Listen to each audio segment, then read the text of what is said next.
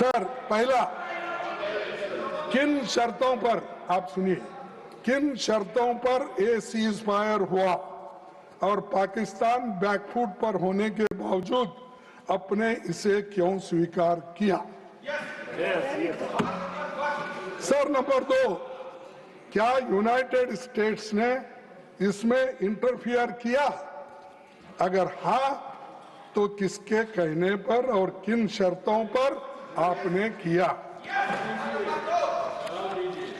तीसरा, क्या US president ने ये सीज फायर कराया जैसा वो बार बार दावा कर रहे हैं?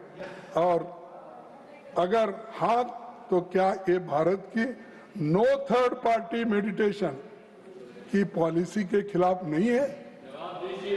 तो ये भी जवाब होना चाहिए। सर, चौथा, क्या हमें ट्रेड थ्रेट्स या अन्य इकोनॉमिक ब्लैकमेल के कारण ये सीज फायर होना या इसको मानना पड़ेगा? ये सब 4 सवाल मैं आपके सामने रखा हूं। खैर, अंत में इसको प्राइम मिनिस्टर जवाब देंगे। उनसे उनका तो थोड़ा मुंह खुलवाए, क्योंकि बाहर बहुत हिम्मत करे आए, आकर बोले। सर,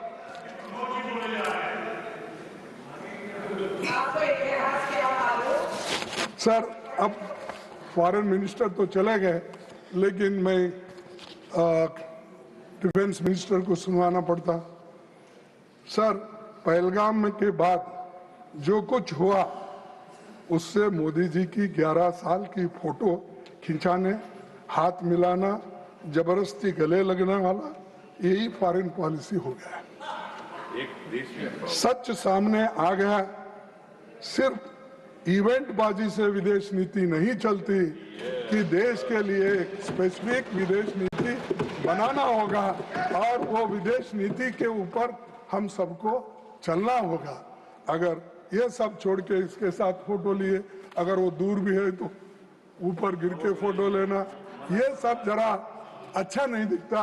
और जिसको आप विश्वगुरु मानते हैं, जिसकी तारीफ इतनी हो रही, इंदिरा गांधी के साथ कभी कंपेयर करते हैं, नेहरू जी से करते हैं, और फिर कल ट्रंप और उनकी तो दोस्ती है। खैर, मैं कुछ नहीं बोल सकता कि उन्होंने यहाँ तक अपनी बातें कर रहे हैं और वो भी खुश है।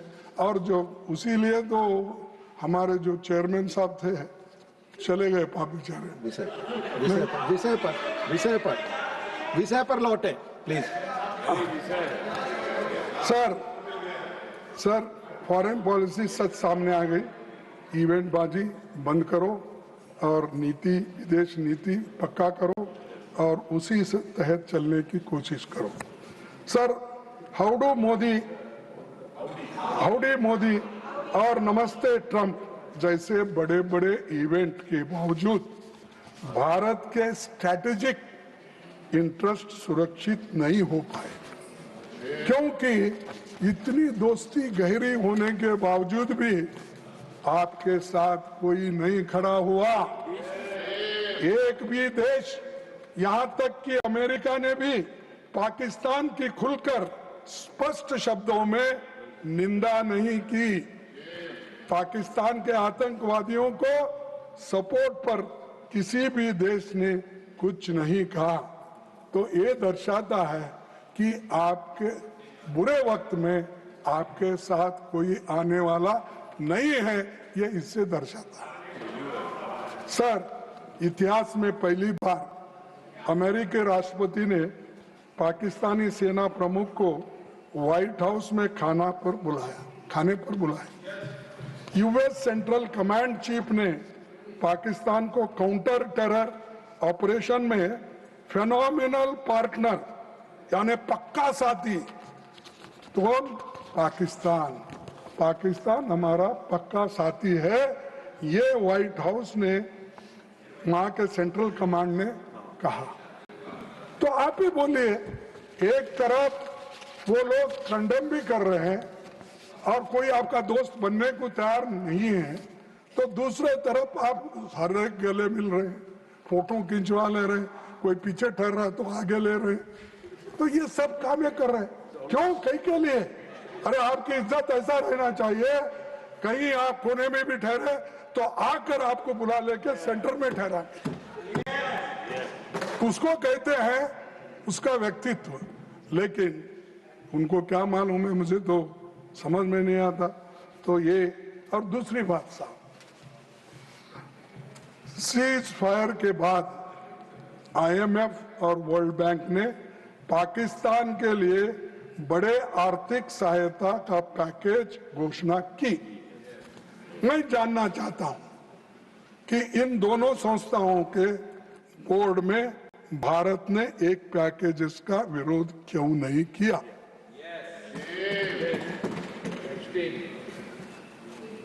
मैं आपसे सवाल कर रहा हूं, मैं जानना चाहता हूं कि इन दोनों संस्थाओं के बोर्ड के भारत ने इन पैकेज का विरोध क्यों नहीं किया? ये जो IMF, वर्ल्ड बैंक एक पाकिस्तान को आर्थिक मदद दिलाने में वो लेने में सक्षम हो गए, वही पैसा टेररिस्ट को जाता, आपने कहा। सभापति महोदय, मैंने पहले भी किया है और बाद में भी सर, और इसीलिए लोकसभा में बोलते मैंने किया है सर, और राज्यसभा मैं में आपको बोलते और भी मैं और आपको और भी बताना चाहता हूं कि डिप्टी चेयरमैन साहब, प्रधानमंत्री चुप क्यों है और क्यों इसका विरोध नहीं करे? हमको भी कारण बताइए, क्योंकि हम तो आपको कहे हैं, आपके साथ हैं देश के रक्षा के लिए, एकता के लिए, अखंडता के लिए। हम तो सभी साथ खड़े हुए हैं, सारे अपोजिशन के पार्टी के लोग और रूलिंग के लोग भी, सब चंद लोग सभी साथ में हैं। तो मेरा एक जो कहना है, ये कहना है कि इतने लोग तुमको दोस्ती तुमने बनाई, लेकिन एक दोस्त भी तुम्हारा साथ नहीं दिया और उल्टा तुम्हारे विरोध में रहने वाले लोगों को उन्होंने पैसे से मदद करवाया और सारी चीजों की मदद उन्होंने की। जिन्होंने अवार्ड भी दिया वो भी नहीं खड़े। सर, डिप्टी चेयरमैन जी, जब प्रधानमंत्री मोदी चुप रहे तब 3 शीर्ष डिफेंस ऑफिशियल्स ने महत्वपूर्ण खुलासे किए। कौन से खुलासे? पहला खुलासा है 30 मई 2025 को CDS general Anil Chauhan Singapore में बोले कि ऑपरेशन के पहले 2 दिनों में टैक्टिकल मिस्टेक्स हुई। ये मेरा नहीं साहब, ये उन्हीं की बात है। उन्होंने ये कहा, chief of defence staff admits to losing aircraft, rectifying plan to hit Pak deal, और उन्होंने खुद इसको माना है। और मैं ये उनसे पूछना चाहता हूं कि जब आपके लोग बाहर बोलते हैं तो हमसे, चीफ ऑफ डिफेंस स्टाफ भाई, CDS admits to losing aircraft, इसको तो बोलते हैं उन्होंने, लेकिन आप नहीं बोलते। ठीक है, ये आप ही का आदमी है, आपका ऑफिसर है, तो मैं ये पूछना चाहता हूं इसके बारे में आपकी क्या राय? सर, 30 मई 2000 को CDS general Anil Chauhan Singapore में बोले कि ऑपरेशन के पहले 2 दिनों में टैक्टिकल मिस्टेक्स हुई। और दूसरा, 30 जून 2025 को इंडोनेशिया में डिफेंस अटैची ने कहा कि पॉलिटिकल कंस्ट्रेंट्स ने मिलिट्री डिसीजन मेकिंग को हैम्पर किया। तो उन्होंने कहा कि गवर्नमेंट जल्दी डिसीजन नहीं ले रही है, इसके लिए हमारे को ये दिक्कतें आई है, उन्होंने कहा। यानी ये सरकार की गलती है, सरकार समय पर उनको मदद नहीं की, उनकी बात नहीं सुनी, इसीलिए ये हुआ। ये कौन कहते हैं? Lost jets as orders were to not strike Pak forces. We did lose some aircraft and that happened because of the constraint given by the political leadership to not attack the military establishment and their Pakistan air defenses. अरे harden आप एक तरफ देते हो और दूसरे तरफ आप कहते हो कि लड़ाई हमारे लोग लड़ेंगे 100 कितना फीट 100 माइल तो नहीं बोले 100 किलोमीटर अंदर घुस के हमने ये किया। अब बोल रहे हैं कि आपके डिफेंस ऑफिसर्स कि हमको निर्णय ही नहीं लेने नहीं देते और निर्णय नहीं लेने की वजह से ये सब कुछ हुआ है, ये उन्होंने बताया, हमारा नहीं ये कहना, तो उनका है। सर दूसरा